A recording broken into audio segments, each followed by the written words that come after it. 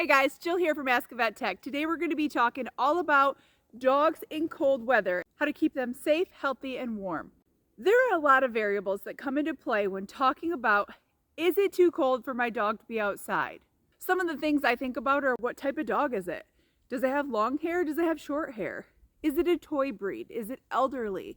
Does it have any health limiting conditions, such as it's a three-legged dog, or it has adrenal disease or diabetes or something like that? Would they be comfortable in those things? He's okay being outside. He's got enough fur and he's warm. He'll let me know when he wants to go in. He will do that by crying or whimpering or running to the door. Like, it's pretty simple. You just got to pay attention to their body language. The size, the breed, the health, the wellness, and the physical condition of your dog is what determines whether they can be out here and enjoy this or not. When I see snow and cold is frostbite.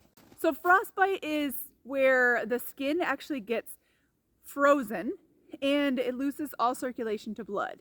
The first places that we notice it are the ear tips of the dog, the tail, the pads of the feet, or the soft underbelly where there's no fur. It can change the normal color of your dog's skin to a white, a pale color, or even a bluish color.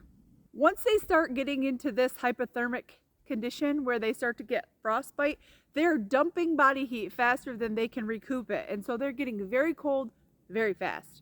This is an emergency and you need to get them inside. And if they do have frostbite, it's a good idea to visit the veterinarian. You haven't met Zero yet. He is a wild, crazy dog that we rescued from a shelter, and he loves the outdoors. He loves the snow, he loves the sun, he loves the rain, he loves all of it.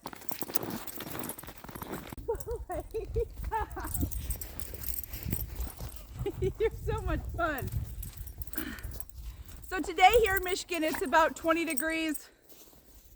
I think it's 20 degrees. I don't know. It is so freaking cold. Fresh water, warm bedding, good food. Activity. They still need activity even if it's cold outside. Whether it's beating mom up or playing tug of war. Sit. Good boy. Keeping an eye on those feet, making sure they don't turn bright red. Another indication you can look for is his belly. He does get a lot of snowballs in his fur, like right there. See those? He starts to get those. Sometimes he gets them around his face. Another thing to watch for is a runny nose. He's starting to get a little bit of a runny nose. See, he just licked it away. Just keep an eye on that. Shivering or posturing that he is cold. He hasn't moved in a minute or so, so I'm starting to think he's getting a little chilly. We've been outside for about 9 minutes. If you take your pet outside and the air hurts your face and it's really that cold, you probably shouldn't leave your dog out for more than 10 or 15 minutes, as long as they have enough fur to stay warm. A dog, say a boxer, is not equipped for winter like this. They freeze, they're cold, they need a sweater, they need a jacket. They need booties. They're very cold out in this kind of weather.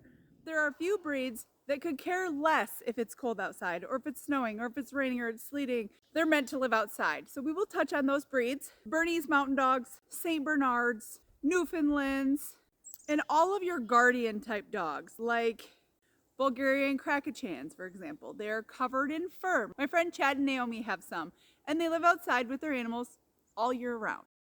Another one that could live outside just fine is a Great Pyrenees. They will go into a barn or somewhere to get themselves warm. They're very intelligent. That's the difference between a single coat and a double coat.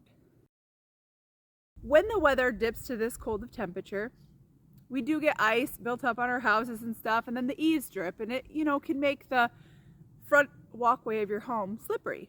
Naturally, you go get some of that rock salt or ice melter, sprinkle it all over, it melts the ice. No slips and falls.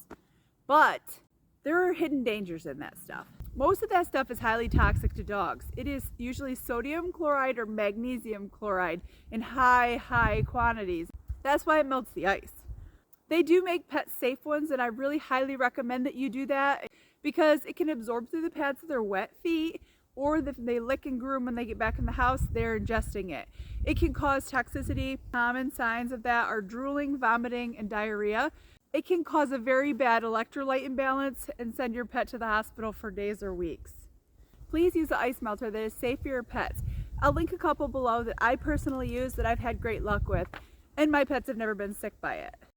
So everyone is really concerned about the paws of dogs out in the wintertime, which I am too. It's very concerning. You want to keep them dry and keep checking on them to make sure they're okay. But they sell all kinds of products to just glorify the wax and the petroleum and all this stuff to keep your dog's paws soft.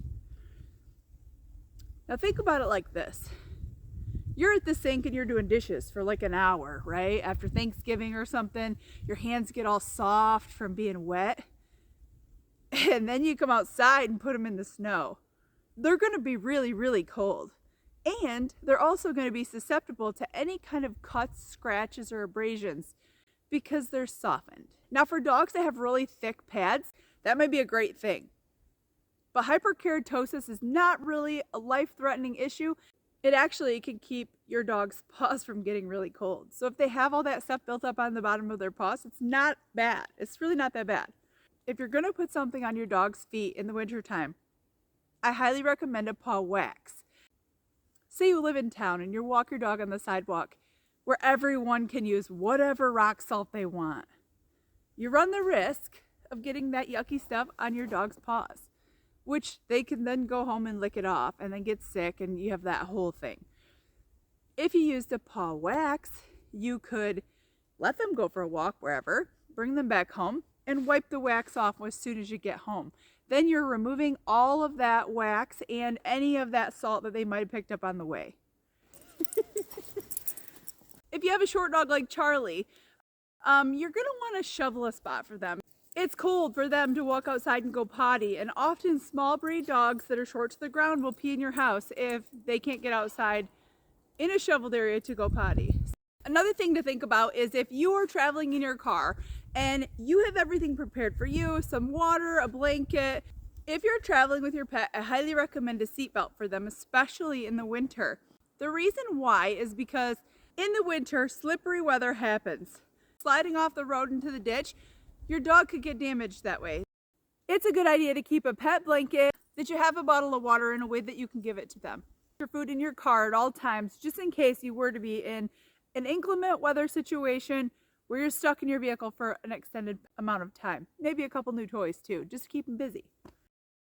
If you're going to be out with your pet and visibility is low from, say, a snowstorm, and you just can't see 2 feet in front of you, it is a really good idea to keep your dog on a leash at that point, because you want to make sure that they're safe and not going to get scared and run the other way. And then you're not going to be able to see them. They're not going to be able to see you. And then you have this whole mess of, where'd Fido go? Now plan ahead and pay attention to the severe weather warnings. If you see something coming up, don't take your pet out. It's that simple.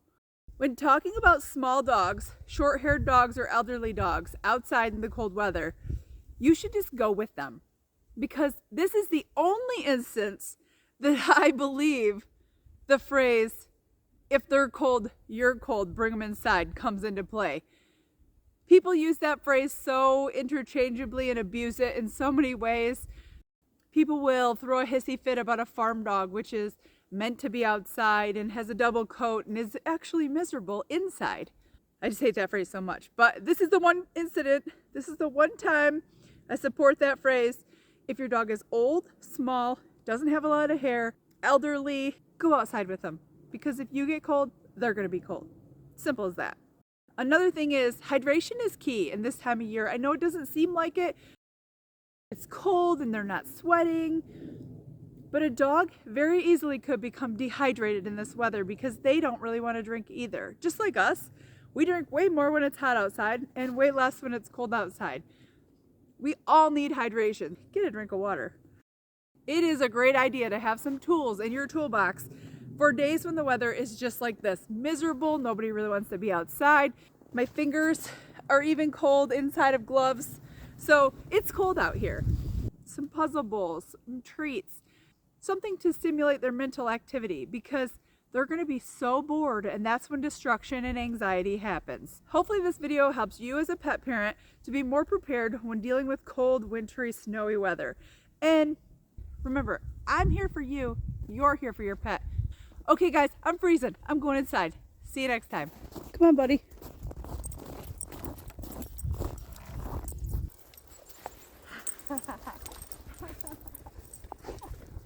You silly boy. No bite.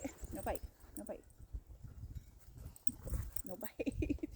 He thinks when I have gloves on, it's on like Donkey Kong and he can bite as hard as he wants, which we're still working on that.